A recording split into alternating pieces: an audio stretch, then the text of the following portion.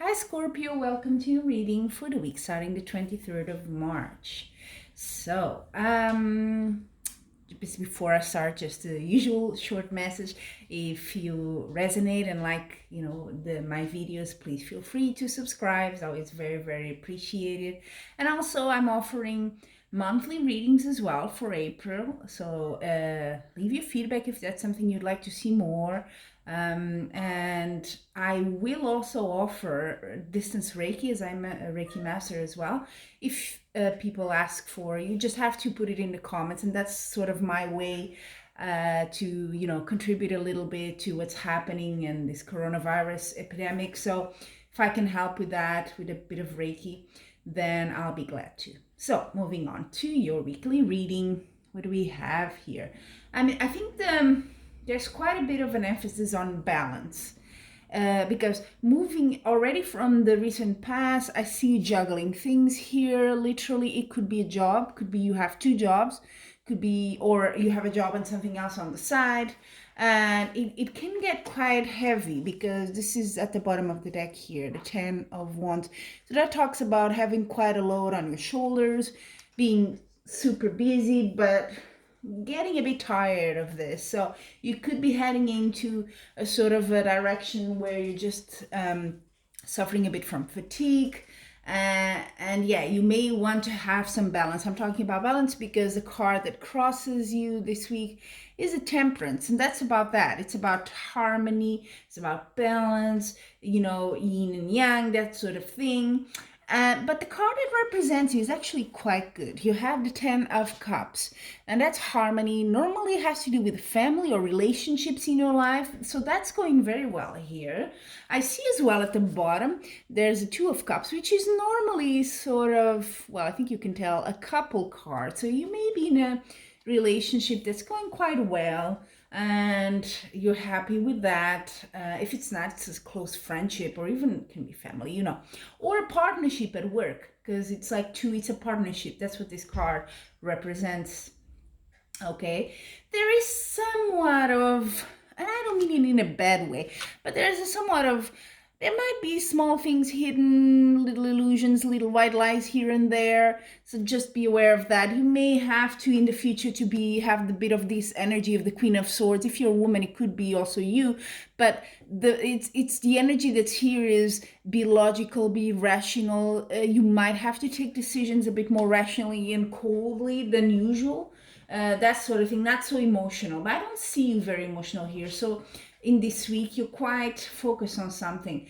And it's interesting because the cards that reflect more you, how you think, what you hope, are a bit off here, I would say.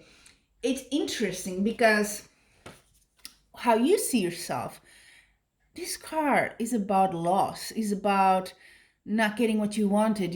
Something didn't work out.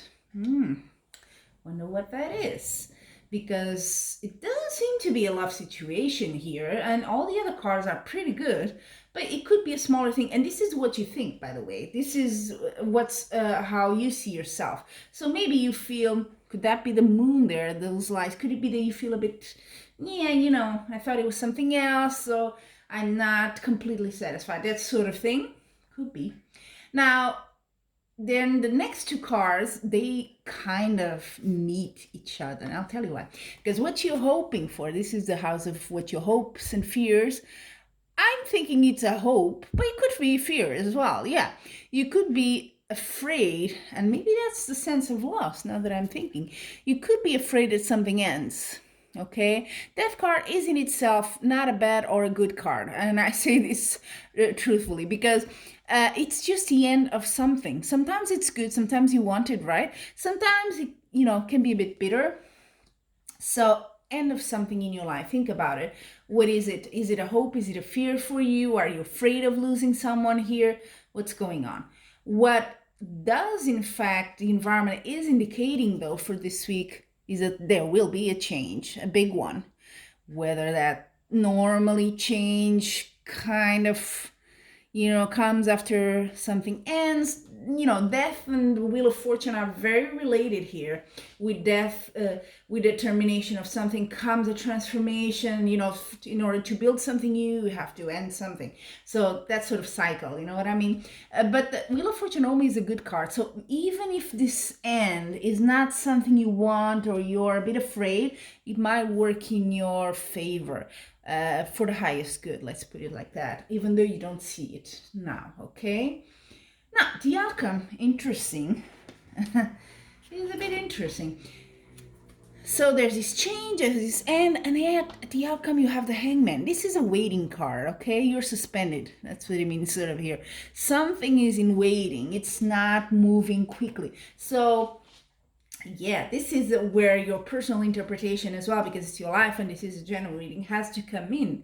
What's the scenario here in your life? Is it something you're afraid is going to change and end and you're sort of holding in onto it and that's why it's hanging on there? Are you trying to hang on to that even though you know it's probably not gonna last?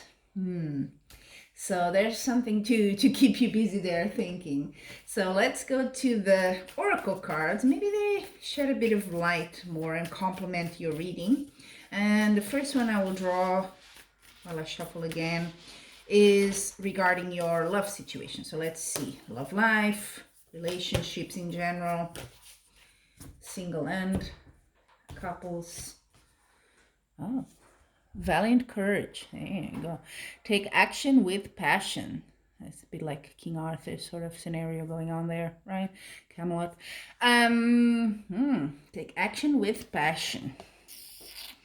What action do you need there? Are you waiting? Do you not want to take that action? Maybe that it's ending something and you're sort of like, I don't want to. I'm going to hold on to something. Kind of is pointing me to that. Now, let's see. There's always one that falls in the middle of the game. Let me pick it up before I move on. Give me a minute here. Okay, I have it. Just in case this is a card for you. And, I want to include it in the deck. So, now, this next one is about your work projects, more the material sphere here. Let's see what you have, Scorpio. Faraway places. Get ready for new horizons. This is a bit of traveling, right? I don't see any cards of traveling here. But it could be this big change is a move. It could be that. And maybe that's the end of, something there. And you kind of like, I didn't want to, but, I'm being moved or I'm being transferred or something like that. So it's got to end. Could be very much that. And now let's see, just your general well-being and wellness. Oh, that's quite a topic these days, of course. But let's see how you are, Scorpio. Oh, see, it's the one that fell, actually. Breaking trail. A breakthrough is at hand. So there you go. There's something a bit, some people, not with even with the coronavirus, but some people just have plain colds or whatever sickness you may have. Maybe it's not serious, but, maybe you're recovering from that. Of course, your well-being here, I also meant your mental, spiritual well-being. So a breakthrough is at hand. There's a bit of waiting here, like I said, but it will come, okay? So there you have it, Scorpio. Bit of open interpretation there at the end. I leave it up to you. Do you want the end or not? It's a good question, and I leave you with that. Wishing you much love and light.